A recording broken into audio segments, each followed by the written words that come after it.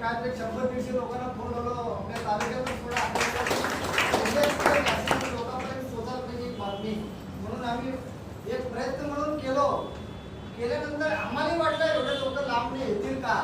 कामधंदे लय शेताकडे लय रास पडले तेव्हा कुणाचे पेरणी चालू आहे कुणाचं औषध फवारणी चालू आहे. एवढं लांब लोक सोलापूरला आपण एक 100 किलोमीटरवरून इथं आले लोक आहोत पुन्हा येतील का नाही आम्हाला एवढं हे होतं. जेव्हा कार्यक्रमचं नियोजन तारीख लगेच घोषित झालं की शुक्रवार आणि शनिवार कार्यक्रम घेणार आहे म्हणजे मग आम्ही जास्तीत जास्त सगळ्यांना फोन केलो की सरांनी सांगितलं की आम्हाला पहिलाच 50 फॉर्म माझ्याकडे उपलब्ध झाल्याशिवाय मला परवानगी मिळत नाही म्हणून आम्हाला शुक्रवारी रात्री समजलं शनिवारी कार्यक्रम होता शुक्रवार रात्री 8-9ला समजलं की 50 फॉर्म आल्याशिवाय आपल्याला ऑनलाईन परवाना मिळत नाही. आम्ही दररोज ठिकाणी फोनवर की स्थळ कुठं आहे नाही तोपर्यंत असलेला आहे पण स्थळ तोपर्यंत घोषित केले नाही.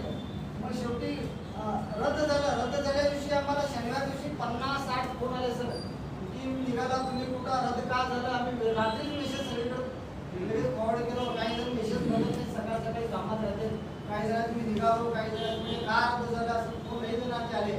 मग आम्हाला तेव्हा वाटलं की ह्या कार्यक्रमाला किती लोकांची प्रतिसाद आहे तोपर्यंत खरं सत्य सांगतो तुम्हाला श्रीकांत भाऊ म्हटल्यासारखं आम्हाला सुद्धा वाटलं की एवढे लोक प्रतिसाद देतील म्हणून.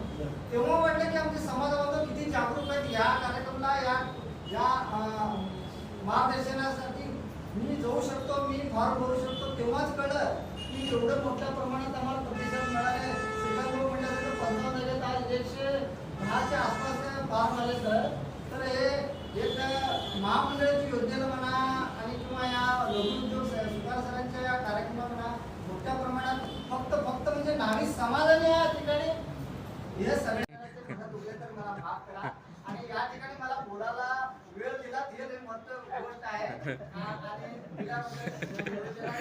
आणि